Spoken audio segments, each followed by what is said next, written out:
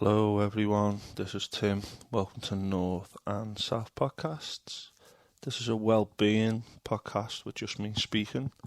Just want to say one thing. A few podcasts ago, I don't know what order I'm going to release these in, but I mentioned Russell Brand and spoke about how he'd gone really weird by his move towards the alt-right and some of the opinions he was now sharing. And literally, once I'd recorded that podcast, a few days later, all these revelations and accusations came out. So when I was referring to Russell Brand in that podcast, I didn't know about those allegations. I was just referring to his kind of new political opinions. So I just wanted to make that clear. Also, I just want to say thank you so much for all the people who have subscribed on YouTube and on all the socials, and the people who are following me on Spotify. It makes a huge difference in terms of getting better equipment and taking this project forward into the future. As you know, I've got certain themes: well-being, history, politics, and I'm looking at trying to get involved in more community stuff, such as improving the community, etc. So there's some interesting things developing there, which I'll keep you informed about. But I do appreciate all the comments and the feedback. Again, I've had a request for a podcast about the impact of loneliness, particularly with men who sometimes struggle to mix and don't find as much time to mix, or find it as easy to mix as, say, women might.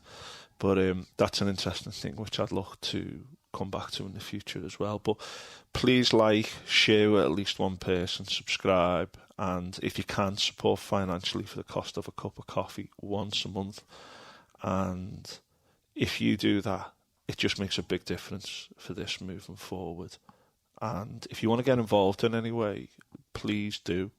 And I'm looking to go down the route of video podcasting at some point. If you're good at technology, if you're interested in social issues, I've had a few people express an interest in getting involved in podcasts and different types of podcasts relating to well-being, community development, etc. Please do get in touch through X, as it's now called, or Twitter, as I call it. And if you know me, contact directly.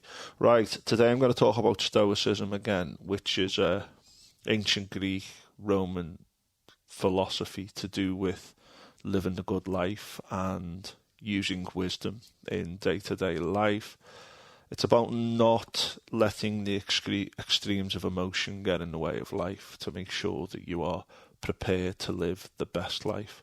And as someone who can get a little bit overly emotional, I'm finding this really useful. So I listen to, as I've said in an earlier podcast, check out the work of Ryan Halliday, check out the work of the Stoic Coffee Break podcast if you want to get into Stoicism. I've read and listened to stuff about Stoicism. It's common sense stuff that isn't always common practice. And I just find it really, really useful to use it in my day-to-day life. And I don't always get there, but I'd like to think I can reflect on things and get better day by day. And what greater work is there than that, to get better every day in this short life. So Stoicism is the application of wisdom today for day-to-day life. I would call it keeping calm and carrying on, to borrow that famous poster that wasn't used in World War II by the British government, but has become quite famous since then.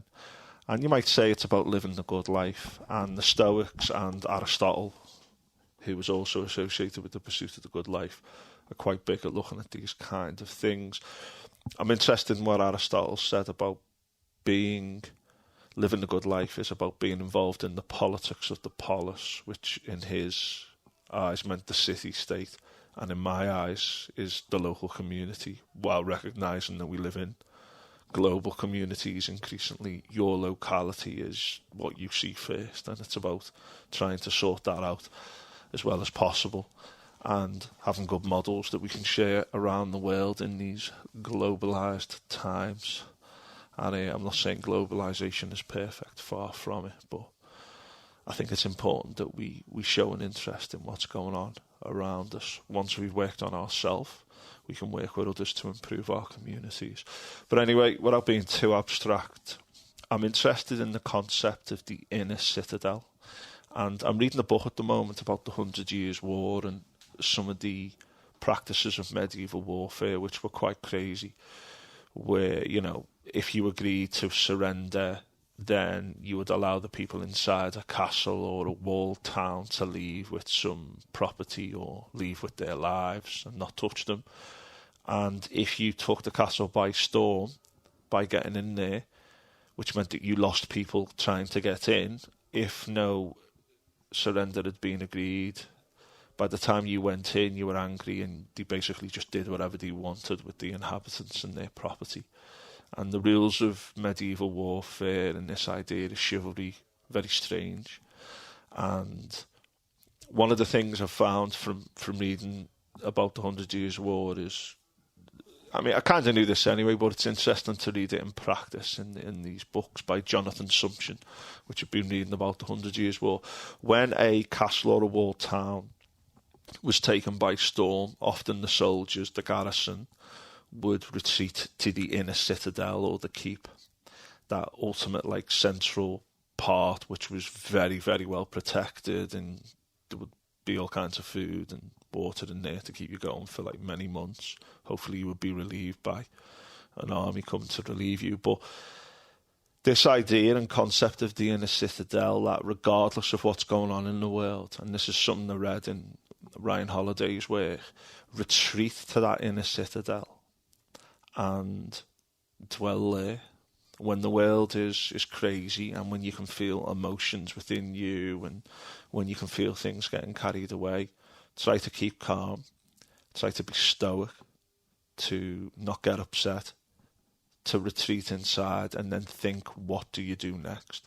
Now, in the citadel basically means a part of you inside that doesn't get hurt or damaged by external events. We don't want things to be upsetting us and damaging us day in, day out, because that eats away at you. And if you've got this like sacred space inside you, this inner citadel where you can retreat in times of crisis, to stay calm, to protect yourself, that's an important concept in Stoicism. And I just happened to read that while I was reading this book on the 100 Years' War, and I was interested in this like really safe place within, where you can go when all else fails. And I think that's an important concept to have with you each and every day.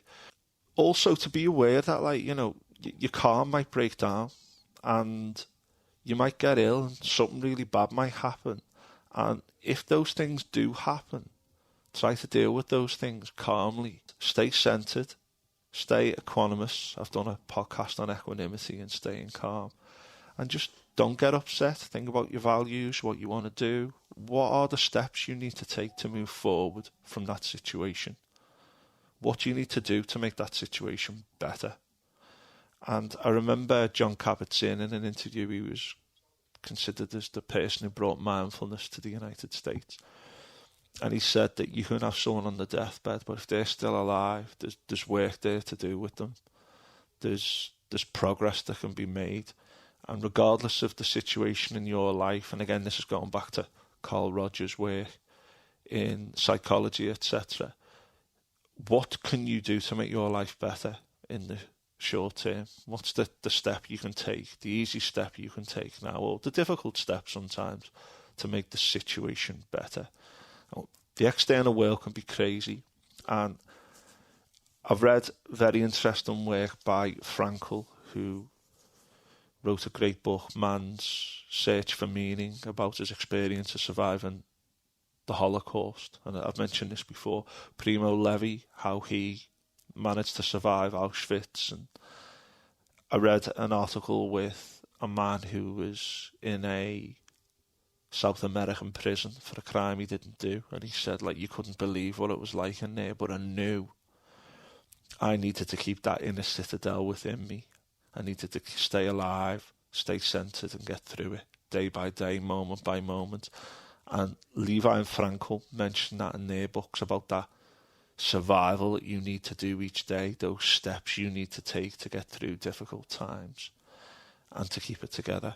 Very inspirational writers. And I can't remember the gentleman's name who was in a prison, but I remember reading that article that you can always, you've always got the power to interpret your predicament the way you interpret it. I read another great book not long ago about a gentleman who was in prison for many years and found Buddhism and meditated for hours in a cell, and helped him to cope with a potential death penalty hanging over him, and how powerful that was.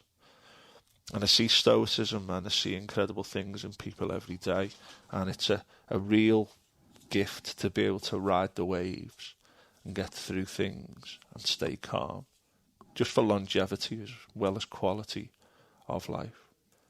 One of the other big things about Stoicism is the idea of just never, ever, ever, ever giving up, as Churchill said during World War II. Never give up. There's always hope. There's always a chance that things can get better, even on your deathbed, as John Kabat-Zinn said.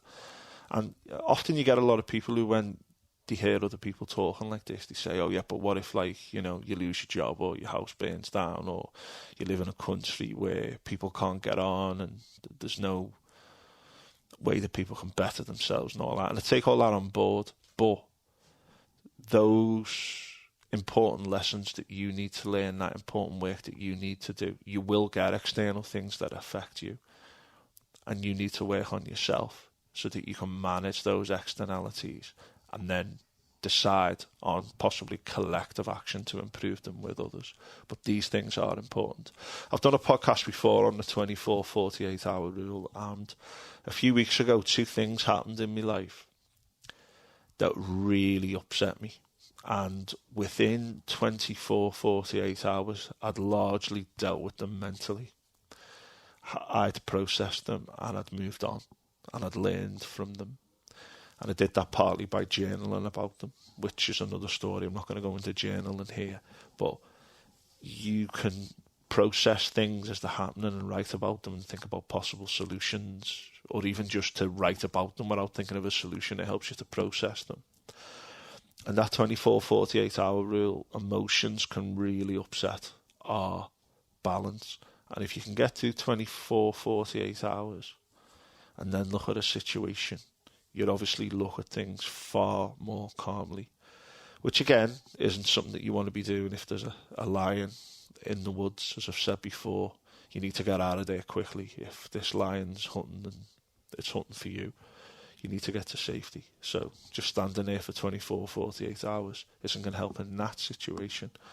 But the 24-48 hour rule can deal with a lot of problems. Something Sam Harris says on his Waking Up app, which is brilliant, by the way, for meditation and mindfulness, and also for lectures and talks with people who specialise in that and have got deep experience of that. He talks about the idea of just beginning again, that at any moment you could go, all right, I'm going to restart from now. And when you're calm, right, okay, I didn't deal with that very well, let's restart now, or whatever the situation might be. And it's almost like you can be reborn at any moment. And particularly people say, oh, sleep on it, and the next morning you've slept on it and you often feel a little bit better because you've processed it more.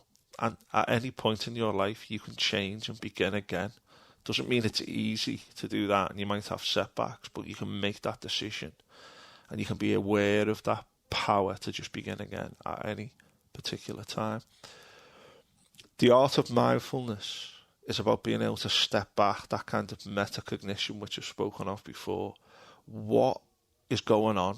What is the situation? How are you thinking about the situation?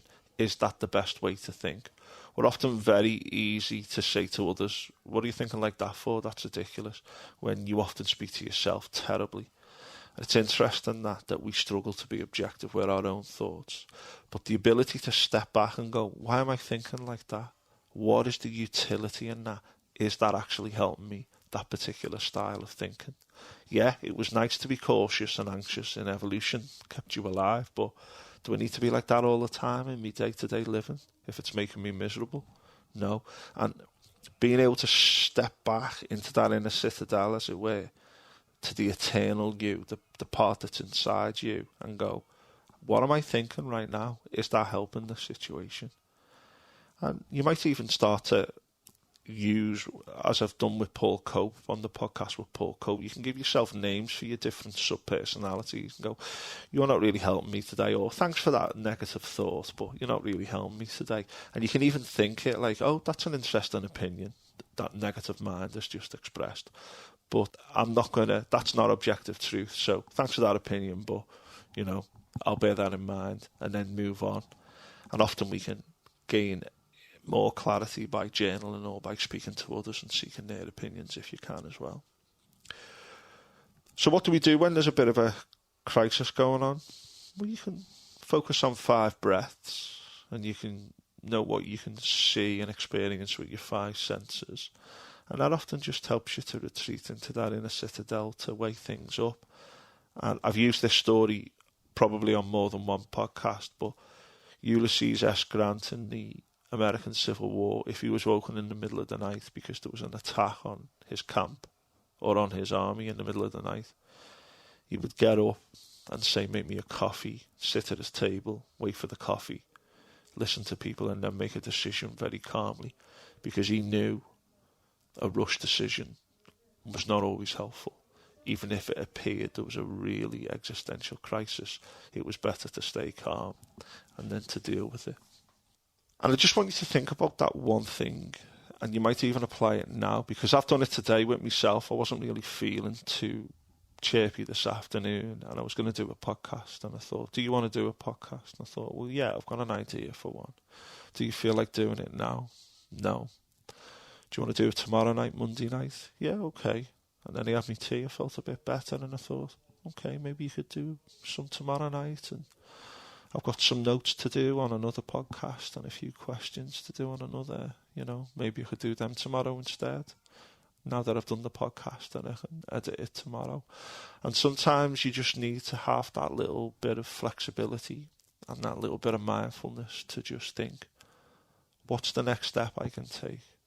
Should I do it? Am I in the right frame of mind to do it? If not, when can I do it? Is there a timeline involved, or a deadline that I need to adhere to or stick to? These are the little thoughts that we can sometimes think, and that we sometimes neglect in this kind of stream of consciousness, of negativity that often surrounds us and stops us thinking clearly. So, do I practice all this every day, day to day, moment to moment? No, because it's the work of a lifetime. And since I've started studying this kind of stuff when I was 29, I'm 46 now, I feel like I'm a lot better at dealing with certain things. But then there's other things which you find really hard, and you think, it's like I've made no progress there. That in itself is metacognition. That is in itself is wisdom. Because some things are easier for us than others, and some things are harder for us than other things. And for other people it might be different, but you are you. And that is metacognition, to appreciate your strengths and weaknesses, and to see, how can I get better? What do I want? How can I get there? What simple steps can I take today to get there?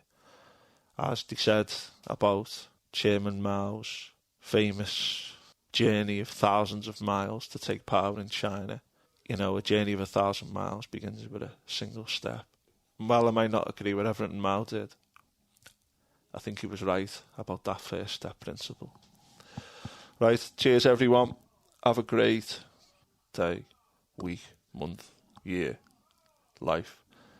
Because we're not living in a rehearsal here. And cherish the moment and look around and just notice what's going on and think calmly. And if you master that, please let me know, because I need to get there myself.